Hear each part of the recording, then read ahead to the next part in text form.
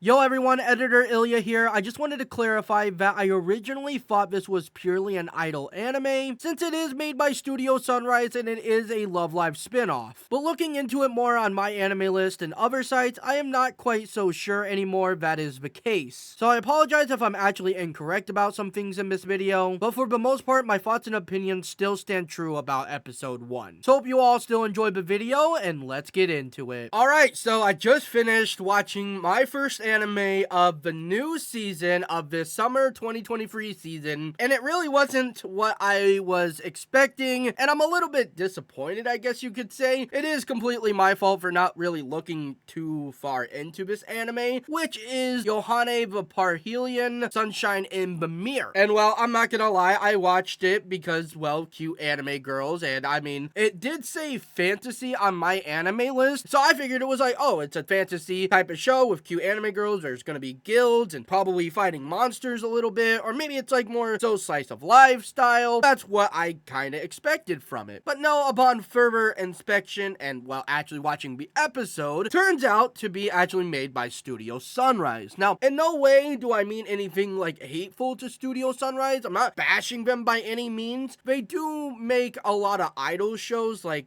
Love Live, and no, I'm not really saying those anime are bad by any means, just not really my cup of tea. Yeah, this definitely is not an anime I plan on keeping up with, even though I would give it a 7 out of 10 overall, even though I don't want to say not enjoy it, but it just, yeah, definitely not my type of anime. I think, honestly, the animation was pretty good, and I mean, if you like idol shows, I think you're gonna really like this as well. I'm personally not an idol anime fan, but I don't really see how this necessarily would be disappointing to you. I mean, maybe it is, but I thought as a non-idol fan, this was still pretty good. I'd give it a 7 out of 10. The main character, the main girl, she does remind me of Yuna a little bit because of her hair color, and the first episode really had me confused because I saw in some comments saying that it is an isekai, but throughout the entire episode, I was like, okay, is she gonna get rest in pepperoni and reincarnate, or is something gonna happen where she goes to another world? No, it is not an isekai, but it really did have me confused because she was actually in modern day Japan when it first starts, and well, when you think fantasy, personally, I don't think modern day Japan. I think like older times with guild and monsters, heroes and classes, not modern day Japan. And then what really had me confused was when she called her mom and she had an old rotary phone. Also, it was like your typical fantasy house. And I'm just like, wait,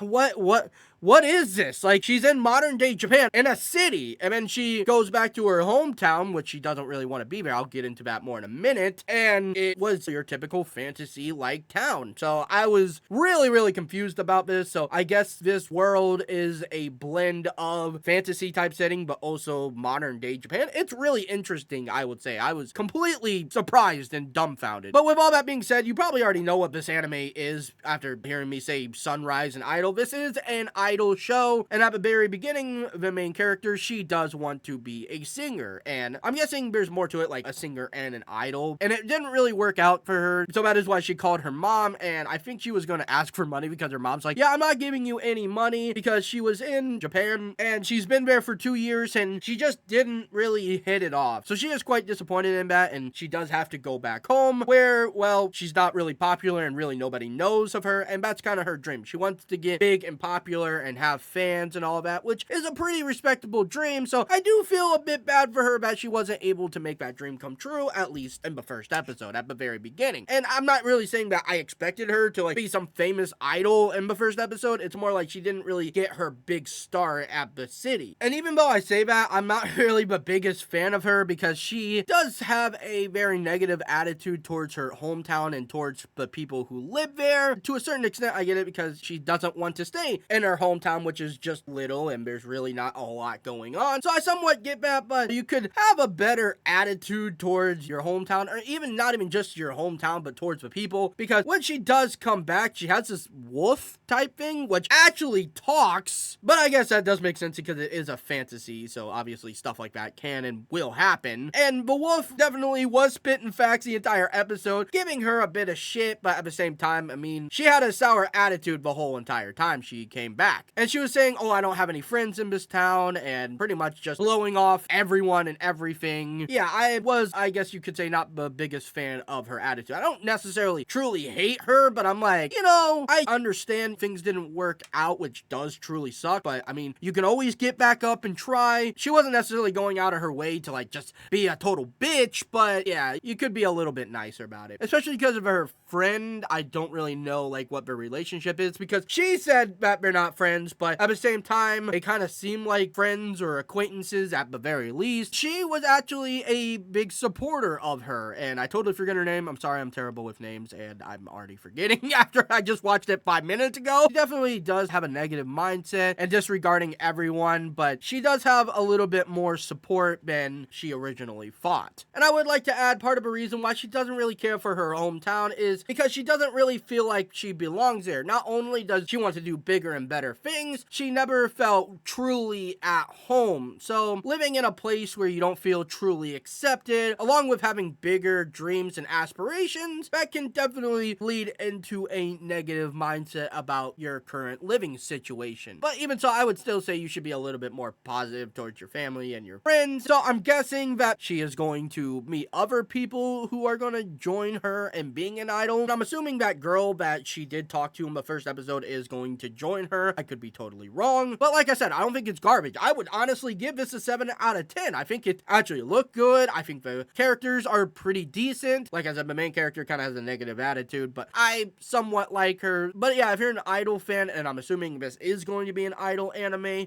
and you like other Love Live stuff, I'd say give it a shot. You may like it a lot more than me. I would assume you would like it a lot more than me if you like idol anime. So yeah, if that's your cup of tea, then definitely give it a shot. So that's going to be it for the video. If you guys did enjoy, if you guys would not mind leaving a like and consider subscribing, I would really appreciate that. Hope you all have a fantastic day, night, evening, morning, whatever the hell time it is for you. Thank you all so much for watching, and I'll see you guys next time.